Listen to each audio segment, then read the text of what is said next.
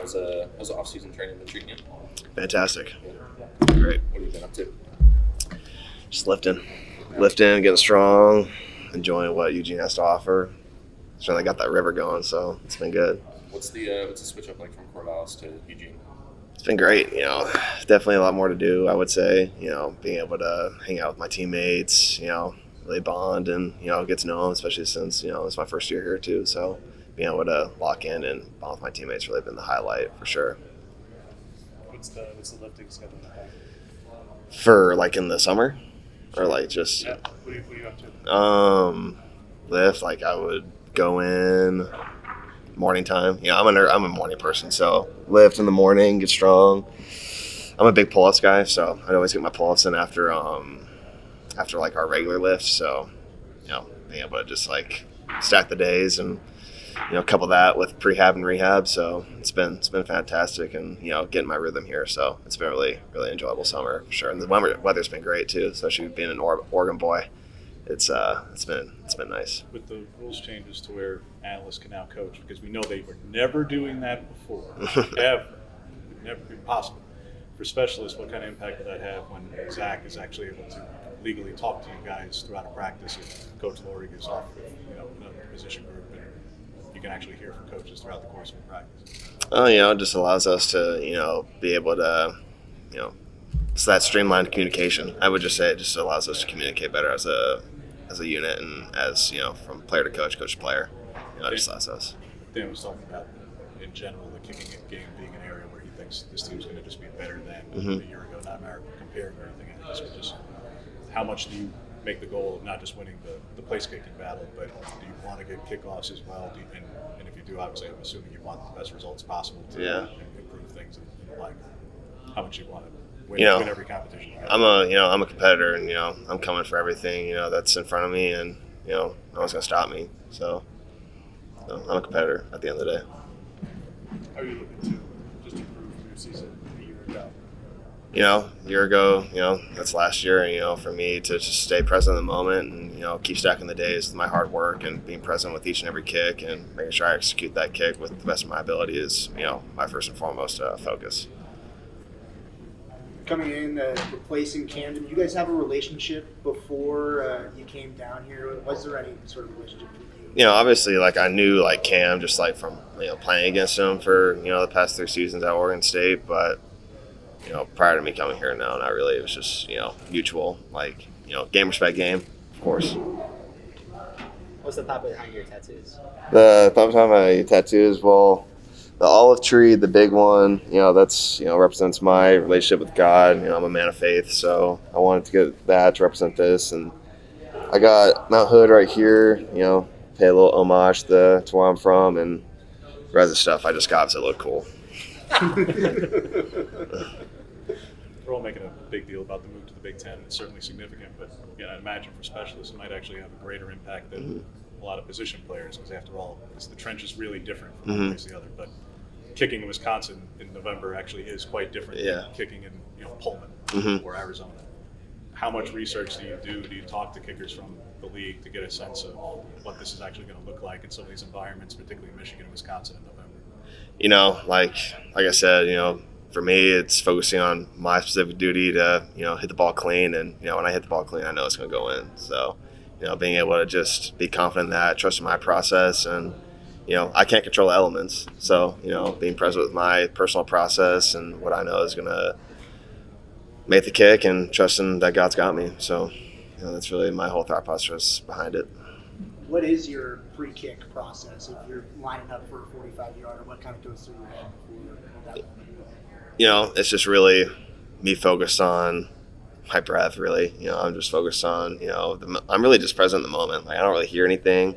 I'm there, just physically, spiritually, mentally.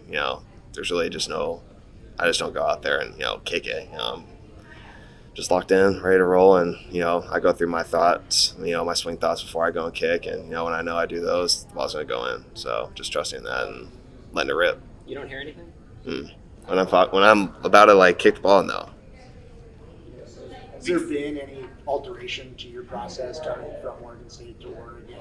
Obviously, new coaches and all that. Has there been any alteration to your kicking style in the process at all? I wouldn't say like I've altered anything. If anything, I've improved it to the point where it allows me to be consistent, and each kick is more and more the same. This is my second year. This is actually my fourth year. So being able to have those 3 years of building that up and really coming here has allowed me to enhance my process as an overall player. Just because of the skill level and being able to execute that with confidence and have fun. It's football, man. It's fun. It's a game. So it's really a blessing to be able to be here and sit here and talk to you guys and do my job at the highest level. Week 3, different for you than anybody else on the roster. What are you expecting when you go back to Reser Stadium from the fans, former teammates? Talk about that. It'll be good to see some former teammates for sure, but my focus going to that game is do my job and put the ball through the uprights and kick touchbacks. So that's my focus going on in the game, and whatever extracurricular things happen, if they do and if they don't, that's not for me to focus on. Ross told us about a team kickball game that you guys were in. Just wanted to ask. He said he wasn't all that great offensively. I want to ask how you performed in that. If you were the kickball. Yeah. Oh yeah, I hit the game winner, grand slam. Humble flex. Yeah. No, I like it. It brings you back to like grade school. So, I was like, yeah, just put some people on base and I'll hit the game winner. So that's what I did.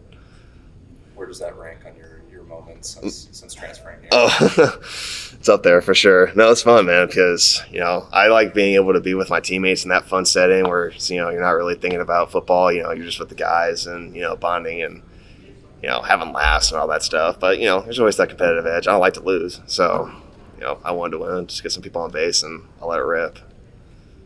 What was the competition like during spring? During spring? Good grand. Yeah, how was that? It was great. I'm focused on what I do, and he focuses on what he needs to do, and so I'm always compete with myself. And as long as I'm doing that, I know I'm making my gains and getting 1% better, and all aspects of my game, because I can't control anybody else's game. It's my game to play. Is there anything special about being a kicker that like the average fan wouldn't know?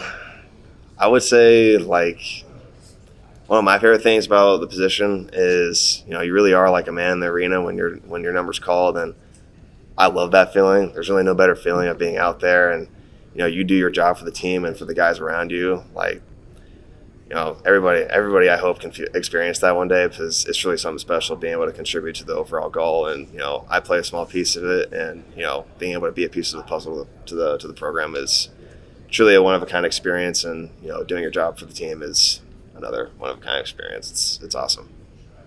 What have you done with all your Beaver stuff? All my Beaver stuff, I think I gave a lot of it away. I still have my jerseys.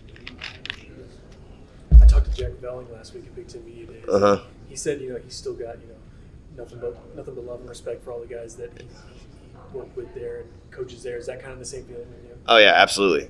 Nothing but love and respect. We're all competitors at the end of the day. We all play the same game, and I respect the person that lines up across from me, and I would hope they do the same for me. So it's football, man. It's a game, and you got to respect your opponents and have fun with it. How much have you kind of grown in the year? I know last year you won the spot at Oregon State, and now you've been training under a completely different program, a completely different team, a new culture. Just maybe what are some things that you've learned and ways that you've grown? I would say like my mental game has grown, being able to really just silence the noise and being able to reach that next level, like mentally being able to just block it out and focus on what I need to do, and confident in my own individual process and being able to, progress that and get 1% better every single day. And, one thing that has really like affected me is, my faith has grown a lot here at the University of Oregon. It's, allowed me to be more at peace with who I am and really be a man of God before anything else. I hate to compare the two programs, but what do you think is the biggest difference between the team at Oregon State and this Oregon team now? I'm just here, to compete, and I'm ready to roll in fall camp, and I'm here to compete at the University of Oregon, and that's my job. What's your favorite food to cook? My favorite food to cook? I've been chefing up this season, this summer. I would say I got this really good recipe for this oven baked salmon with some rice pilaf. It's pretty killer. So